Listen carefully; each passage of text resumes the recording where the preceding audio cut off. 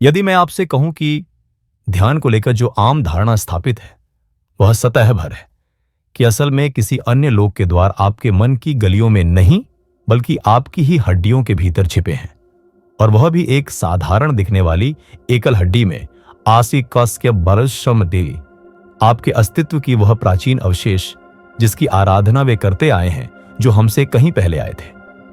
वे मनुष्य जिन्हें उसकी शक्ति समझने के लिए शब्दों की आवश्यकता नहीं थी। शायद आपने कभी इस पर 2 बार विचार भी नहीं किया होगा। यह कोई मनगढ़ंत कथा नहीं है जिसका उद्देश्य आपको चमत्कृत करना हो। यह एक वास्तविक द्वार है परिवर्तन का, जो पीढ़ी दर पीढ़ी आंखों से ओझल रहा। यह द्वार कुछ भिन्न मांगता है, न तो मौन में बैठना, न ही कल्पना में परछाइयों की काया गढ़ना, बल्कि एक गतिशीलता, ऐसी सशक्त, सहेजित और जागरूक गति जो आपको दूसरी दुनिया का बोध कराए। गति जो कितनी ही गूढ़ हो सकती है, ऐसी चाल जो केवल मांसपेशियों के पार जाती है। वह गूंजती है आदिकालीन स्मृतियों में। उस हड्डी को कभी आत्मा का सिंहासन माना गया, एक जीवंत वेदी जो शिला की तरह कठोर थी, परंतु उसमें एक अनंत ज्वाला दहकती रहती थी जो कभी बुझती नहीं। हमारे पूर्वजों ने इसका रहस्य किताबों से नहीं बल्कि खामोश रातों में तारों के नीचे सम्मोहन की अवस्था में नृत्य करते हुए ऐसे अनुष्ठानों में पाया जहां शब्दों की कोई आवश्यकता नहीं, केवल संवेदना ही आमंत्रित थी। आज मैं आपको ज्ञान के इसी सीमांत तक चलने का आमंत्रण देता हूं। आइए हम मिलकर इस हड्डी के भीतर छिपे रहस्य में उतरें। मैं आपको बताऊंगा कैसे मैंने इसे खोजा, किस प्रकार इसने मुझ में एक ऊर्जा को जगाया, और क्यों इस सूक्ष्म द्वार का खुलना आपकी जीवन दृष्टि ही बदल सकता है। सच्चा अध्यात्म न तो त्याग है और न ही देह से भागना, यह तो संपूर्ण साहस के साथ शरीर में उतरना है, इतना कि इस और उस लोक का पर्दा लगभग समाप्त हो जाए। हमारे पूर्वज इसे गहरे तक जानते थे। वे मौन नहीं ढूंढते थे बल्कि इस हड्डी को गति में लाकर सीमाएं पार करते थे। थोड़ी ही देर में आप जानेंगे इसका नाम, वह रहस्य कि क्यों यह गति एक गुप्त संकेतक बन जाती है और आप अपने भीतर इसको कैसे सक्रिय कर सकते हैं। किंतु अभ्यास में उतरने से पहले आइए हम समय के झरोकों से गुजरे, अंधेरी गुफाओं में, प्राचीन कथाओं में, उन ऋषियों की ओर जो बिना उद्देश्य नृत्य करते थे, उस सहज वृत्ति के अनुरूप जिससे वे सामान्य दृष्टि से परे देख पाते थे। जिस अनुभूति का आप अनुभव करेंगे वह कोई आधुनिक खोज नहीं बल्कि एक सनातन धारा है, पूर्वजों की फुसफुसाहट जो सदैव आप में जीवित रही और अब पुनः जाग उठना चाहती है। अतीत में ज्ञान स्याही में नहीं बहता था, वह जीवित शरीर से अपने आप आगे बढ़ता था। जब विवेक मात्र ही मानक बन गया तो पवित्र ज्ञान धीरे धीरे भूल की परछाइयों में खो गया। यह विद्या न किसी गणना या सिद्धांत पर टिकी थी, वह हड्डियों, स्मृतियों, गति और सांसों के सह अनुभव से विकसित होती थी। समस्त शरीर के संरचनाओं में से एक हड्डी अलग पहचान रखती है, सक्राम, जिसकी ध्वनि में ही पवित्रता का गूंज है। रीढ़ की जड़ पर त्रिकोणाकार और सुदृढ़ सक्राम आपको भूमि और आकाश के मध्य बांधता है। हमारे पूर्वजों के लिए यह अस्तित्व का स्रोत रहा है, चेतना के जागरण का केंद्र, जहां तक पहुंचना मन से नहीं गति से था। पर केवल कोई भी गति नहीं बल्कि ऐसी चाल जो अर्थ शून्य नहीं, अर्थ गर्भित थी। उसका कंपन जीवन का संजीवनी बना देता था। अफ्रीका की दिशाओं में वे सजग वृद्ध जो भौतिक और अमूर्त लोक की सीमाओं पर वास करते थे, रीढ़ के मूल में थिरकती सर्पिल चाल में नृत्य करते थे। उनकी चाल केवल कला नहीं थी, वह एक रहस्यमय द्वार खोलने का अनुष्ठान थी। इनके कंपन से आदिकालीन अग्नि प्रज्वलित होती थी, सोई इंद्रियां जाग उठती थी। प्राचीन मेक्सिको में नुयानपंथी मानते थे कि किसी विशेष भाव भंगिमा से शरीर में आद्यकाल का खाका फिर से सक्रिय हो सकता है। आधुनिक शरीर विज्ञान के शब्दों के अभाव में भी वे जानते थे कि सारे प्रवाह की जड़ इसी आत्मा के सिंहासन से निकलती है। वे न योगाभ्यास करते थे न मौन ध्यान, वे अपने चेतना केंद्र को संचालित करते थे। मिस्र का उदाहरण लें, वहां पुनरुत्थान की पहेली केवल दर्शन नहीं थी, मृत्यु संबंधी अनुष्ठानों में रीढ़, विशेषकर उसकी जड़ को आत्मा के लौटने का केंद्र माना गया। जेड स्तंभ के साथ आत्मा के मिलन का स्रोत, जिसे विश्व की धुरी और सक्राम की शक्ति का प्रतीक समझा गया। जो तत्परता की अपेक्षा करता है वह केवल मुद्रा या विन्यास नहीं, वह आपकी चेतना की निर्मलता है।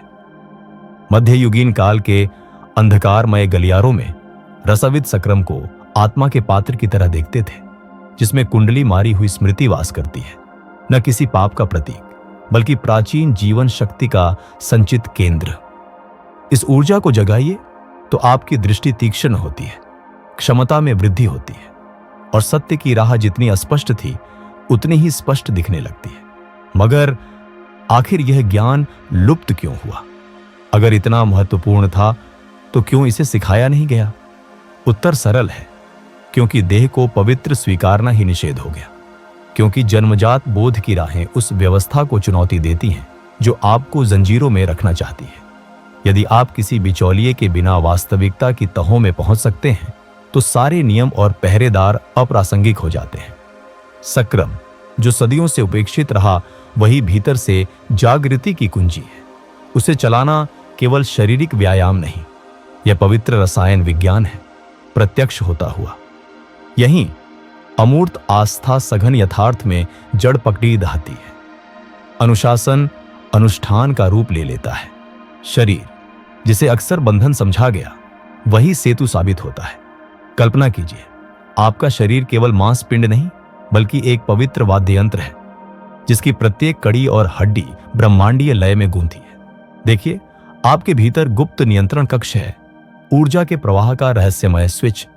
सक्राम इसी शक्ति का स्रोत है और उसकी जागरूक गति महज कसरत नहीं, उपलब्धि का अनुष्ठान है। पीढ़ी दर पीढ़ी के ज्ञान में सक्राम का कंपन प्रमुख चाबी की तरह माना गया, जिसका सूक्ष्म स्पंदन भूली हुई तंत्रिकाओं को फिर से जागृत करता है, चेतना और आत्मा के अनजाने गलियारों को प्रकाशित करता है। यह कोई कल्पना नहीं बल्कि आपके लिए अनुभव क्षेत्र का विस्तार है।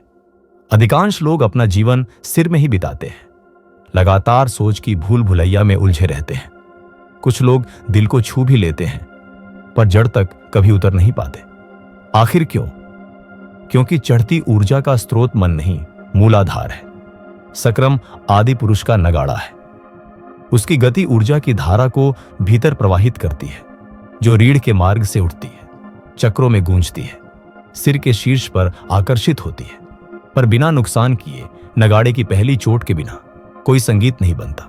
तो सक्राम को कैसे चलाए?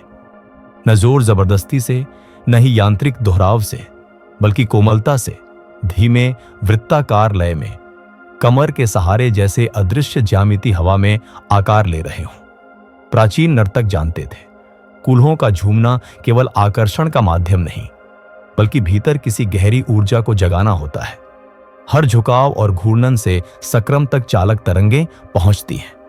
जब यह जागरूकता के साथ किया जाए तो हड्डी में कंपन जन्म लेता है, अचानक नहीं बल्कि शीतल ऊष्मा के साथ, भीतर ही भीतर जीवन का एहसास कराता हुआ। यही है शरीर का अपनी आदिम जड़ों से मिली स्मृति को जागृत करना। स्मृति की वह रूपरेखा जो शरीर में अंकित है। समय दें। उपस्थिति के साथ किया गया यह अभ्यास आपकी सांस को बदल देगा, सजगता को प्रखर करेगा और आपके समय स्थान के अनुभव की प्रकृति को रूपांतरित कर देगा। हर क्षण फैलने लगता है, अभी और मैं का बोध गहरा जाता है। और अगर आप डटे रहें तो आप पाएंगे कि आपका स्वयं का संसार खुलने लगता है। अनुभवी लोग बताते हैं कि केवल कुछ ही मिनटों की जागरूक गति के बाद आपकी अनुभूति की दीवारें पतली होने लगती हैं। भीतर का प्रकाश, सूक्ष्म ध्वनियां, एक समग्र अनुराग, कभी कभी किसी अनुपलब्ध याद की झिलमिलाहट या किसी भिन्न आयाम की झलक। यह नियंत्रण का प्रश्न नहीं बल्कि अपने को प्राचीन आवृत्तियों पर ट्यून करने का है। मूल बोध यही है, आप कोई नया निर्माण नहीं कर रहे, केवल सबसे पुरानी स्मृति की परतें हटाते हैं। सक्राम, पवित्र नगाड़ा, शरीर को नृत्य के लिए बुलाता है। एक बार सक्रिय होते ही ऊर्जा वेग के साथ बहती है और वह स्थिति उभरने लगती है जिसे पूर्वजों ने सीमा द्वार कहा था। यह न तो स्वयं का लोप है और न शांति मात्र, बल्कि बाह्य और आंतरिक प्रतीक और शरीर सब में प्रवेश करता मौलिक रूपांतरण है। यह द्वार आपको कहीं ले जाकर नहीं छोड़ता, जैसा कुछ विश्वास प्रणालियां कहती हैं, बल्कि आपको अस्तित्व के उस रूप का अनुभव कराता है जो सदैव आपके साथ समानांतर चलता रहा, पर प्राय अदृश्य रहा। प्राचीन संरक्षक, महिला पुजारी, टोलटेक सन्यासी, ड्रुइड सक्राम के पुनरुद्धार का हार्दिक स्वागत करते थे। वे केवल ऊर्जा को ही नहीं, स्मृति से परे स्मृति को, शरीर की ऐसी जानी अनजानी भूमि और भाषा की अनुभूति को आमंत्रित करते थे जिन्हें कभी सुना या देखा नहीं गया। कुछ लोगों ने दिव्य आकृतियां, भ्रांत कोड या अनुपम ब्रह्मांडीय मार्गदर्शन की अनुभूति थी जो कोई आदेश नहीं देता, बस उपस्थिति द्वारा अर्थ उत्पन्न करता है। ऐसे में मैं, आपका नाम, आपकी कथा धुंधली सी चिंगारी मात्र बनकर विराट सूर्य में खो जाती है। तब प्रकट होती है शुद्ध चेतना, अमिट साक्षी हर क्षण का। किंतु ध्यान रहे, यह ज्ञान तैयारी चाहता है। बिना आधार के सक्राम को चलाना मानो सब द्वार एक साथ खोल देना है। यह द्वार आपके भीतर छिपे घावों, पुराने शोक, विषैले पैटर्न, पौराणिक घावों को जागृत करता है, दंड के लिए नहीं बल्कि उनकी पहचान और उपचार के लिए। तभी तो पूर्वज अपने कायदे से, गाइडेंस के साथ आगे बढ़ते थे।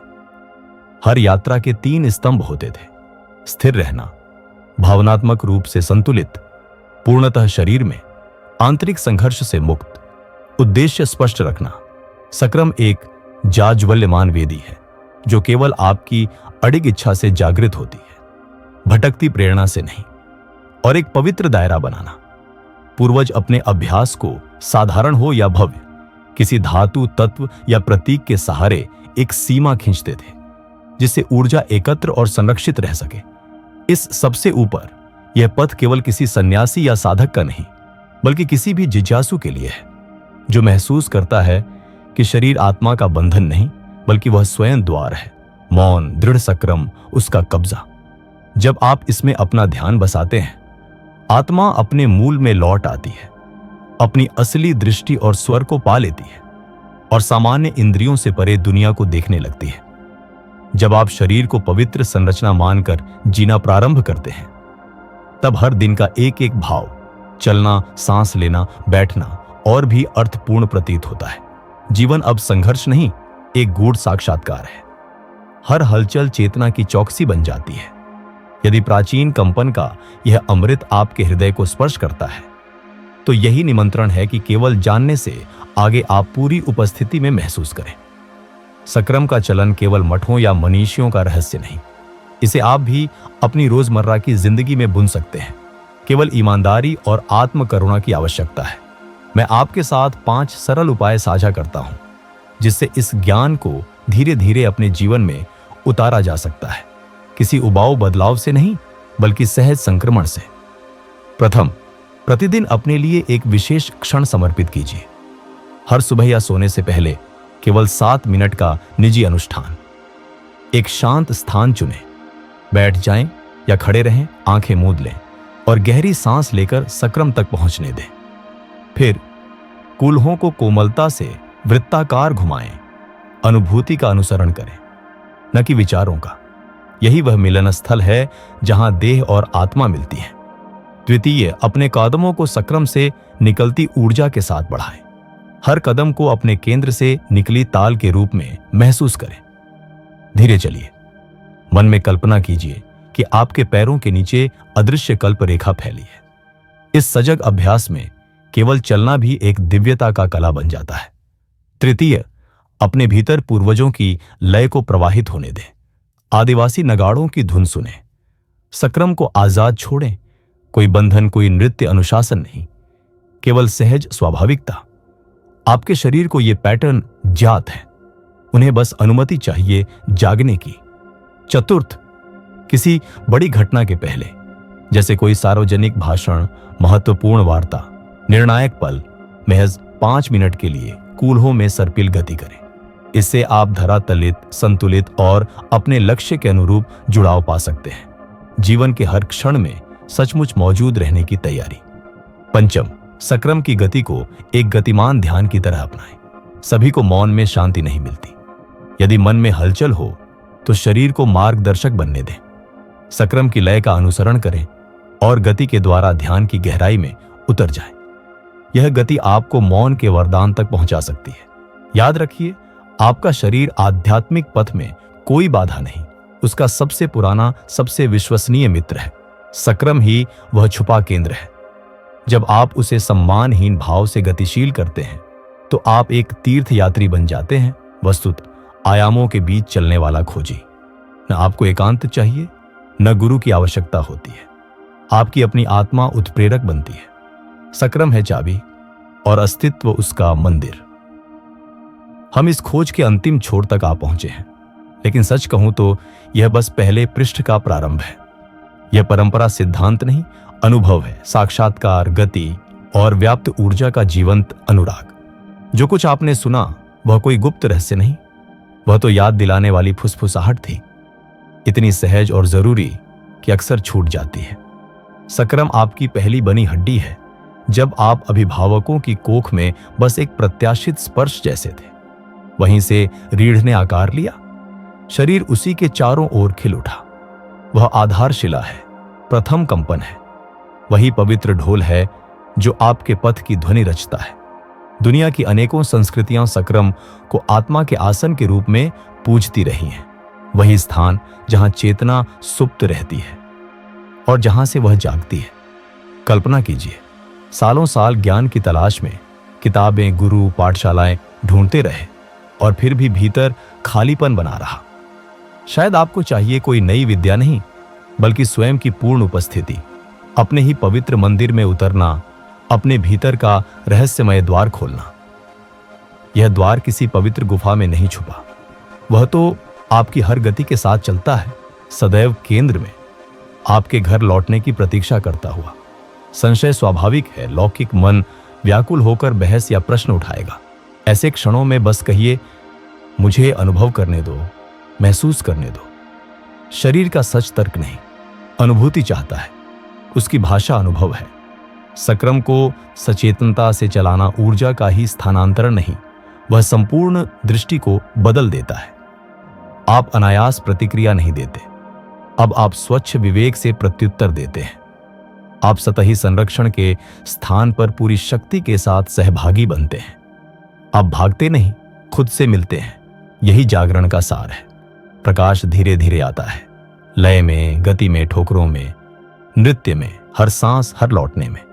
और फिर एक दिन अनायास आप पाते हैं कि जिस द्वार की खोज थी वह बाहर नहीं, भीतर ही आप स्वयं रूपायित हो चुके हैं। यदि यह कथा आपकी आत्मा को छूती है तो मैं आपको निमंत्रण देता हूं, इस स्मृति की मंडली को विस्तार दें, सदस्यता लें, अपने विचार साझा करें, इसको आगे पहुंचाएं उन सत्यान्वेषियों तक जो पवित्र स्मृति को जगाने के लिए तैयार हैं। हर जागृत आत्मा सैकड़ों को उजागर सकती है। इस सुप्त संसार में आपकी गति कितनी ही आत्माओं के भीतर अग्नि संचार सकती है। आभार आपके साथ आत्मीय पथ पर चलने के लिए। स्मरण रहें, आपका शरीर आत्मा का केवल बाहरी आवरण नहीं, वही आत्मा की प्रत्यक्ष अभिव्यक्ति है। और जब आप समर्पण के साथ गति करते हैं, आप सारे जगत को आमंत्रित कर देते हैं कि वह भी आपके संग नृत्यरत हो।